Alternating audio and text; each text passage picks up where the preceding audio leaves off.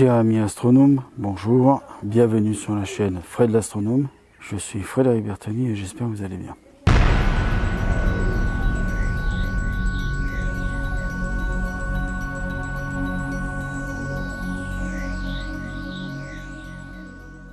Comme vous pouvez voir sur les images, j'ai sorti le gros CPC 800 203 mm.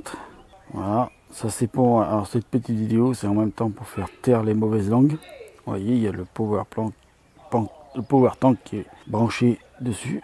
Donc je vais me préparer à faire le soleil. Vous avez vu au début de la vidéo que j'ai pas mis le filtre encore dessus. Je vais bientôt le mettre. Voilà, je fais un petit tour du propriétaire comme ça.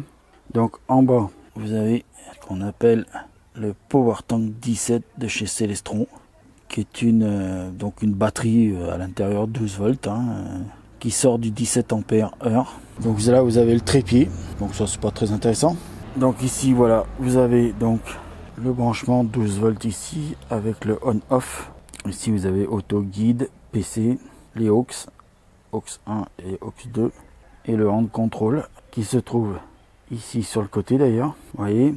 Alors pour faire joli, j'ai mis la lunette réticulée ici, là, le chercheur réticulé, mais je vais pas m'en servir tout à l'heure parce que je n'ai pas de filtre solaire pour. Donc voilà, j'utiliserai une autre méthode d'alignement sur le soleil, n'inquiétez pas, c'est une méthode que j'ai l'habitude d'utiliser.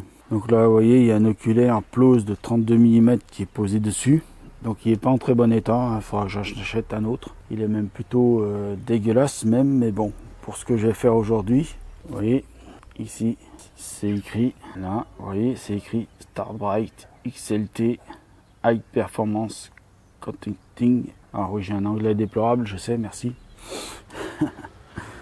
Voici la télécommande.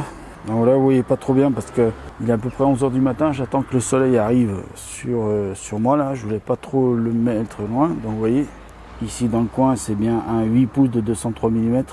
Alors ici FL 2000 mm, F10, vous voyez. Voilà. Alors vous voyez le miroir au fond, je vais vous montrer le miroir au fond, vous voyez le miroir primaire au fond et vous voyez le miroir secondaire. Vous voyez le miroir du renvoi coudé. Si vous faites bien attention, voilà à l'intérieur comment ça se passe. On voit un petit peu l'intérieur, vous voyez un petit peu l'extérieur parce qu'il y a la lame de Schmitt.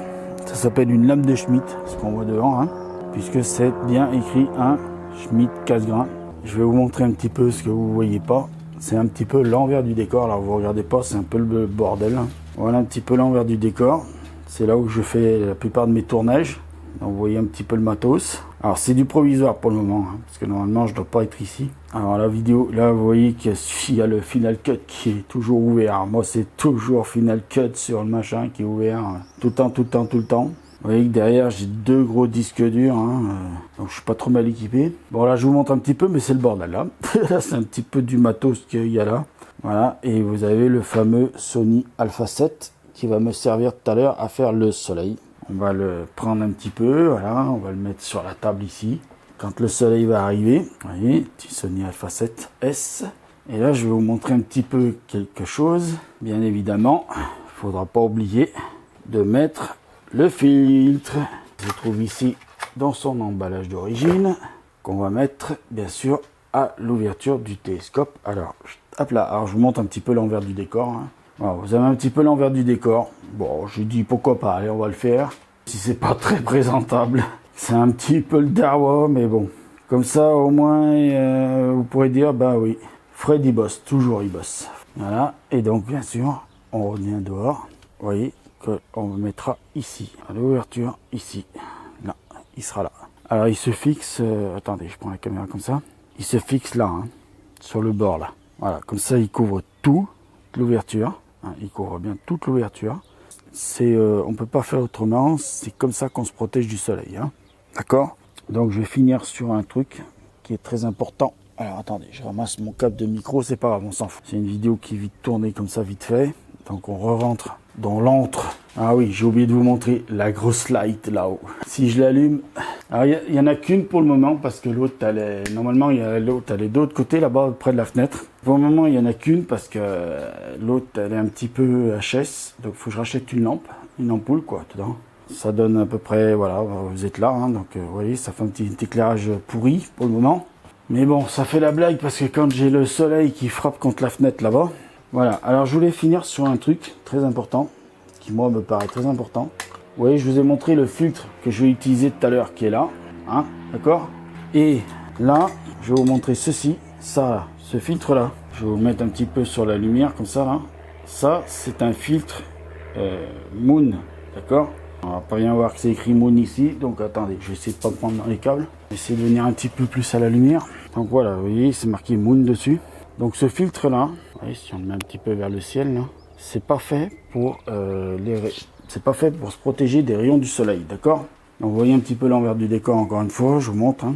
Donc on va ranger le filtre, tac, voilà. On va ranger le filtre, tac.